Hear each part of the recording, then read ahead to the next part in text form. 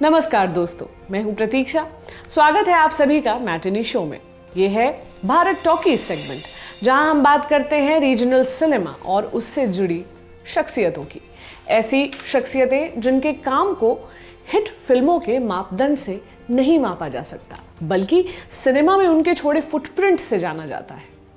आज भी एक ऐसी ही शख्सियत की बात करेंगे, मलयालम फिल्म इंडस्ट्री की शख्सियत। कद महज 5 फीट 6 इंच, पर अदाकारी का कद इतना ऊंचा कि लंबे लंबों की भी गर्दन ऊपर करवा दें। इनकी अदाकारी के बारे में एक बड़ी दिलचस्प बात है, वो ये कि शब्द इनके होठों से फूटने से पहले इनकी आंखों में तैरने लगते हैं। नाम फहद फाजिल। कोई पैन इंडिया फिल्म नहीं की, फिर भी पूरा इंडिया इनके काम का मुरीद है। आज हम फहद की बात करेंगे, उनके फिल्मी सफ़र को और करीब से जानेंगे। और ये कोई टिपिकल प्रोफाइलिंग नहीं है, ये एक लव लेटर है, एक प्रेम पत्र है ललन टॉप की तरफ से उनकी अदाकारी के नाम। इसे लिखा है हमारे साथी यमन ने। तो चलिए शुरू करते हैं।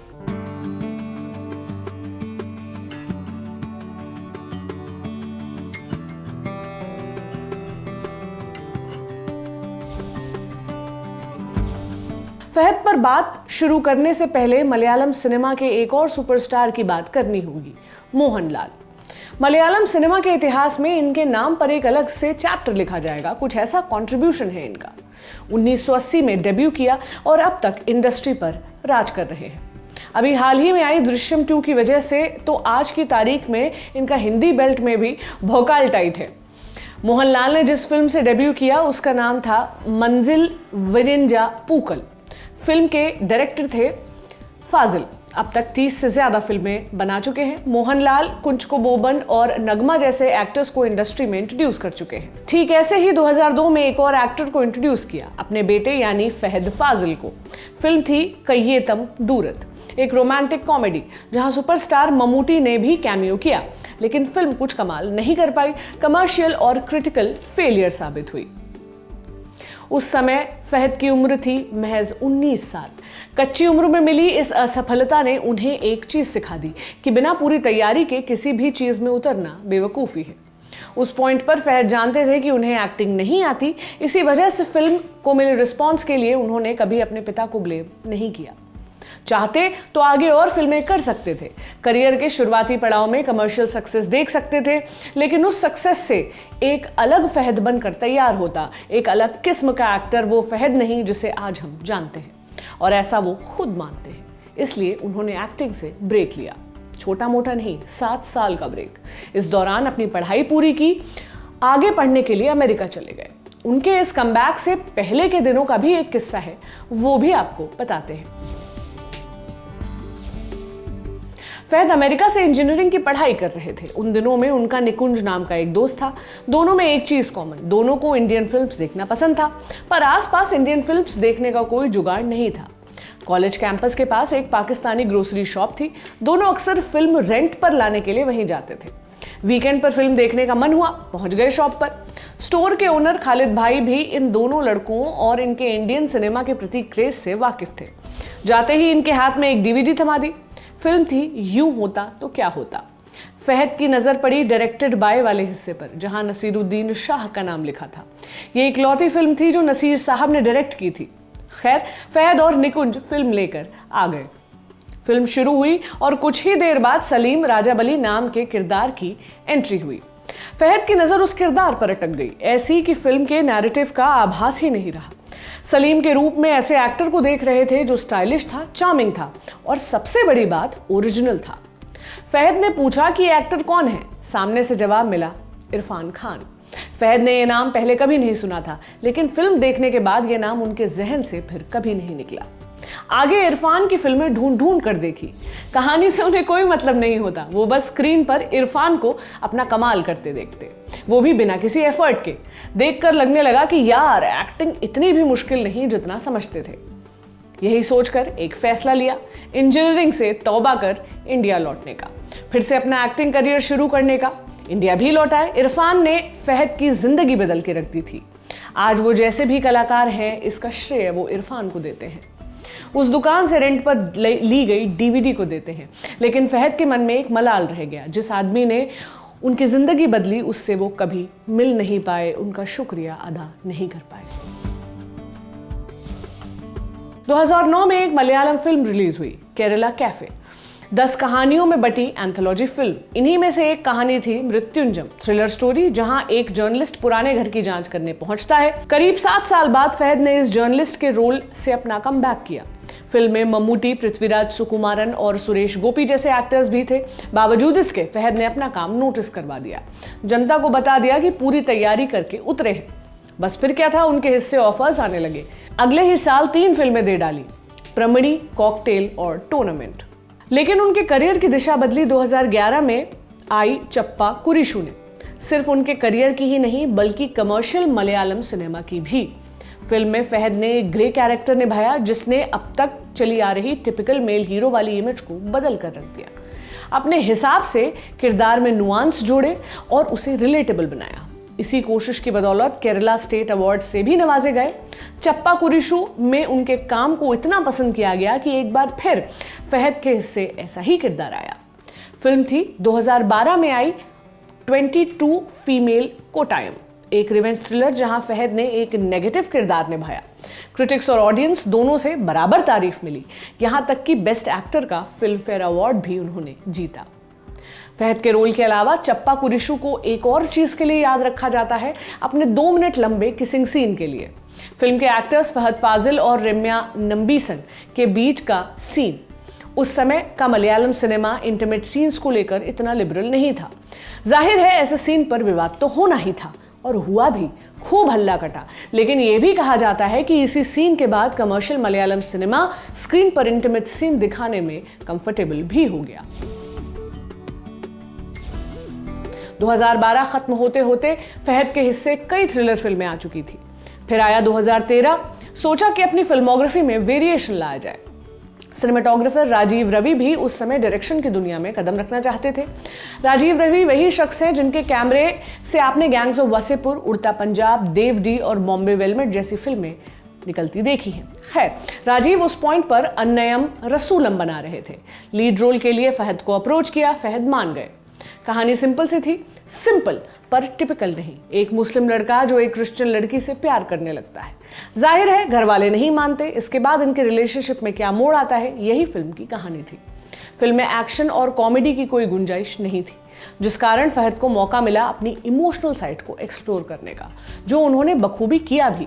हर सीन में अपना मार्क छोड़ा, खासतौर पर फिल्म के क्लाइमैक्स में। इतना मार्मिक था कि जिसने भी देखा पहले अपनी आंखें पोंछी, फिर जी भर कर फहद की तारीफ की। फिल्म को मिले रिस्पांस में फहद ने एक अलग किस्म का एनकरेजमेंट भर दिया, जिसके बाद वो ना कभी रुके और ना ही पीछे मुड़कर देखा। ठीक उसी साल 10 और फिल्में दे डाली।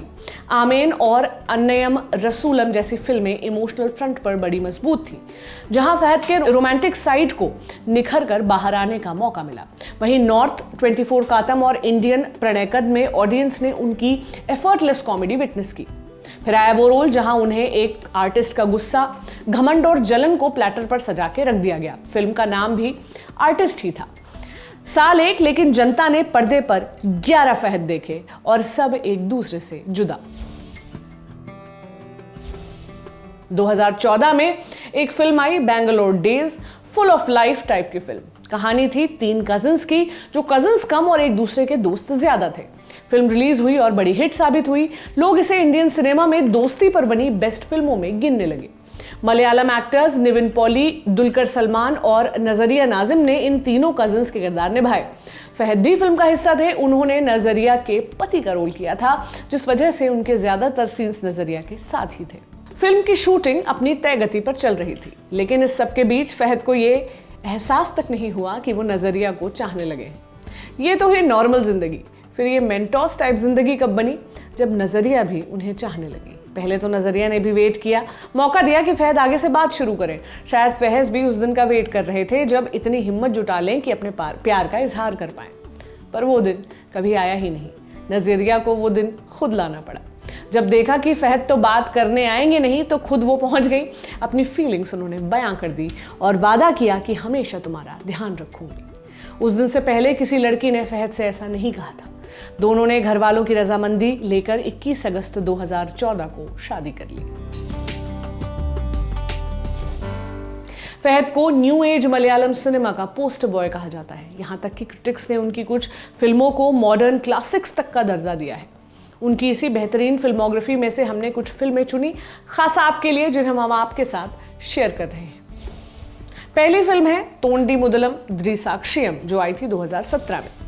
श्रीजा और प्रसाद की नई शादी हुई है। दोनों एक बस जर्नी पर निकले हैं अपनी लाइफ के नए चैप्टर की शुरुआत करने। यहाँ कहानी में ट्विस्ट आता है जब बस में श्रीजा की सोने की चेन चोरी हो जाती है और चोर का नाम भी प्रसाद है। अब इस चोर को पुलिस स्टेशन ले जाया जाता है, लेकिन वहां पहुंचने से पहले ही महाशय चेन निगल लेते हैं। आगे पुलिस क्या करती है और क्या कभी चेन मिल भी पाती है या नहीं, ये फिल्म की कहानी है। यहाँ चोर प्रसाद का रोल फहद ने ही किया है। फिल्म की ज्यादातर कहानी पुलिस स्टेशन में सेट है। बावजूद इसके ये ऑडियंस पर अपनी पकड़ ढीली नहीं पड़ने देती। फिल्म में एक्टर्स की परफॉर्मेंस की खूब तारीफ हुई है। मैंने आज तक ऐसी शानदार परफॉर्मेंस नहीं देखी। फिल्म को लेकर ये कहना था मासूम और मिस्टर इंडिया के डायरेक्टर शेखर कपूर का। फिल्म ने 3 नेशनल अवार्ड अपने नाम किए और 2017 की बेस्ट इंडियन फिल्मों में शुमार हुई। दूसरी फिल्म नॉर्थ 24 कातम, जो आई थी 2013 में। ये कहानी है हरिकृष्णन की। ओसीडी से जूझता एक सॉफ्टवेयर इंजीनियर, उसके कलीग्स उससे परेशान रहते हैं, उसके साथ काम करना पसंद नहीं करते। तभी कंपनी का एक ज़रूरी प्रोजेक्ट आता है जिसके लिए हरि को त्रिवेंद्रम भेजा जाता है। लेकिन पहुंचने से पहले उसे रास्ते में 2 अजनबी मिलते हैं जो हमेशा के लिए उसकी लाइफ और लाइफ के प्रति उसका नज़रिया बदल देते हैं। फिल्म ने बेस्ट फिल्म का नेशनल अवार्ड जीता। हरिकृष्णन बने फहद का भी काम ऑडियंस और क्रिटिक्स ने खूब पसंद किया। अगली फिल्म है ट्रांस, जो आई थी 2020 में। मेरे करियर का सबसे थका के रख देने वाला रोल, ऐसा कहना था खुद फहद का। फिल्म में फहद एक मोटिवेशनल स्पीकर बने हैं जो आगे जाकर बड़ा स्पिरिचुअल लीडर बन बैठता है। बेसिकली ये फिल्म खोखले स्पिरिचुअल लीडर्स के घोरक धंधे पर बनी है कि कैसे ये लीडर्स लोगों को जैसी जिंदगी जीने से रोकते हैं वैसी जिंदगी ये खुद जीते हैं। इनका किरदार गजब का है, ऐसा कि सुनने वाला इनके अलावा किसी और की ना सुने, सम्मोहित कर लेता है, तड़पा कर रख देता है। कुछ ऐसा ही असर होता है ऑडियंस पर भी। फिल्म में नजरिया भी इनके साथ है। अगली फिल्म महेशंते प्रतिकारम, जो आई थी 2016 में। केरला के इडुक्की जिले में सेट एक खूबसूरत सी फिल्म। कहानी है महेश की। अपने पिता और पेट डॉग के साथ रहता है और फोटो स्टूडियो चलाता है, सबसे बनाकर चलने वाला इंसान। अचानक एक दिन उसके पड़ोसी का किसी से झगड़ा हो जाता है। महेश मामला सुलझाने उतरता है तो बदले में उसी की पिटाई हो जाती है। सबके सामने शर्मिंदगी महसूस होती है। अजीब सी कसम खाता है, जब तक बदला नहीं ले लेगा तब तक चप्पल नहीं पहनेगा। बदला ले पाता है या फिर पूरी जिंदगी नंगे पांव ही रहता है, यही आगे की कहानी है। लेकिन फिल्म की कहानी सिर्फ महेश के बदले तक सिमट कर नहीं रहती, बीच में बहुत कुछ घटता है ऐसा जो हमेशा के लिए जिंदगी की छोटी छोटी चीजों के प्रति उसका नजरिया बदल देता है। फिल्म देखने के लंबे अरसे बाद भी जब महेश को याद करेंगे तो चेहरे पर एक मुस्कान अपनी जगह ढूंढ ही लेगी। अगली फिल्म कुंबलंगी नाइट्स, जो आई थी 2019 में। फहद फाजिल के banner Fahad Faasil and friends के तले बनी फिल्म। 4 भाइयों की कहानी, साजी, फ्रैंकी, बॉबी और बॉनी। चारों में हमेशा खींचतान चलती ही रहती है। इसी बीच बॉबी को गांव में रहने वाली बेबी से प्यार हो जाता है। बॉबी के भाई भी उसके साथ खड़े हो जाते हैं, दोनों को मिलवाना चाहते हैं। लेकिन एक प्रॉब्लम है, बेबी का जीजा यानी शम्मी, जो बॉबी को बेबी के लायक नहीं मानता। क्या ये भाई बॉबी को बेबी से मिलवा पाते हैं या नहीं, और क्या खुद अपने फासले खत्म कर एक छत के नीचे आ पाते हैं या नहीं, यही फिल्म की कहानी है। फहद ने इस फिल्म में जीजा शम्मी का रोल किया था। शम्मी एक शक्की और सन की किस्म का इंसान है जो अपने इमोशनल हैंडल करने में असमर्थ है, ना सुनने का आदी नहीं, और जब सुनने को मिले तो छोटे बच्चे की तरह दीवार से सिर टिकाकर कोने में खड़ा हो जाता है। शम्मी एक टिपिकल विलन नहीं है, हाथ का काम आंखों से लेता है। नजर ऐसी पैनी की गलती चाहे खुद की ही हो, लेकिन फिर भी सामने वाले से माफी मंगवा ले। फहद को अपने इस रोल के लिए केरला स्टेट फिल्म अवार्ड भी मिला। इस एपिसोड की लिमिटेड लेंथ की वजह से फहद की सारी कमाल की फिल्मों को जगह देना मुमकिन नहीं, इसलिए हो सकता है हमसे कुछ नाम मिस हुए हो। बाकी कमेंट करके बताइए कि आपकी फेवरेट फहद फाजिल की फिल्म कौन सी है। आपके लिए आज के इस एपिसोड की स्क्रिप्ट लिखी थी हमारे साथी यमन ने। आज का एपिसोड कैसा लगा ये हमें ज़रूर बताइए। अपने फीडबैक पर, आपके फीडबैक पर हम काम करेंगे। आपसे मुलाकात होगी मैटिनी शो के अगले एपिसोड में। तब तक के लिए शुक्रिया।